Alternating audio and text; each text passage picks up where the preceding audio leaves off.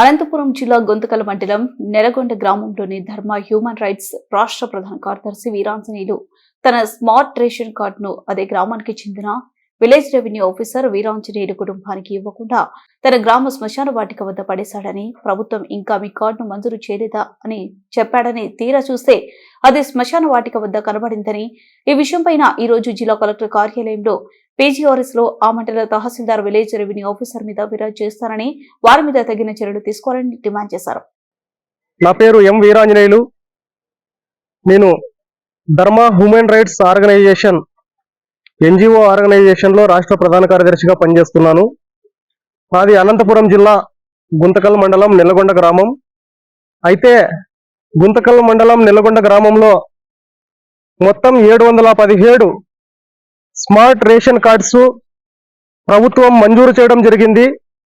ఈ యొక్క smart ration cards అన్ని కూడా గ్రామ వార్డు సచివాలయ ఉద్యోగుల ద్వారా రెవెన్యూ అధికారులు పంపిణీ చేయాలని చెప్పి అనంతపురం జిల్లా జాయింట్ కలెక్టర్ గారు అనేక మార్లు చెప్పడం జరిగింది.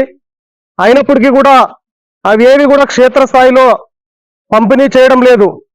అదేవిధంగా ఈ యొక్క 717 స్మార్ట్ రేషన్ కార్డుల్లో 32 రేషన్ కార్డులు ఇంకా మంజూరు కాలేదని, ప్రభుత్వం నుంచి రాలేదని, 2వ మరియు 3వ విడతలో వస్తే పంపిణీ చేస్తామని చెప్పి విలేజ్ రెవెన్యూ ఆఫీసర్ విఆర్ఓ గారు మేము ఫోన్ చేసి మాట్లాడితే స్పష్టంగా తెలియజేయడం జరిగింది.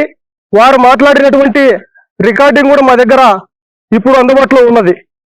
అయినప్పటికీ ఆ యొక్క 32 రేషన్ కార్డులలో ఏదైతే లబ్ధిదారులు ఉన్నారో ఆ యొక్క లబ్ధిదారుని యొక్క రేషన్ కార్డు ఓటీపీ తీసుకోకుండానే ఈ యొక్క లబ్ధిదారుని రేషన్ కార్డు ఒక శ్మశాన వాటికలో ప్రత్యక్షమైంది.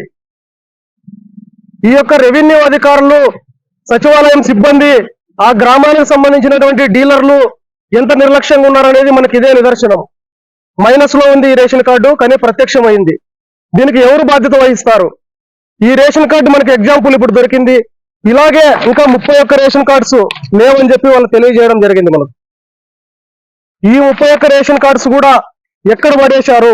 శ్మశానంలో పడేశారా, లేకుంటే వాళ్ళ యొక్క ఇళ్లలో పెట్టుకున్నారా, ఏం జరిగిందనే విషయం గుంతకల్ మండలంలో ఉన్నటువంటి తహసీల్దార్ గారు కానీ, అక్కడ ఉన్నటువంటి రెవెన్యూ సిబ్బంది కానీ ఎందుకు ఈ విషయంలో నిర్లక్ష్యం వహించారనేటువంటి విషయం పైన జిల్లా కలెక్టర్ గారికి ఈరోజు ఫిర్యాదు చేయడం జరిగింది. దీనికి సంబంధిత అధికారుల పైన కఠిన చర్యలు తీసుకోవాలని చెప్పి ఈ సందర్భంగా మేము డిమాండ్ చేస్తా ఉన్నాం.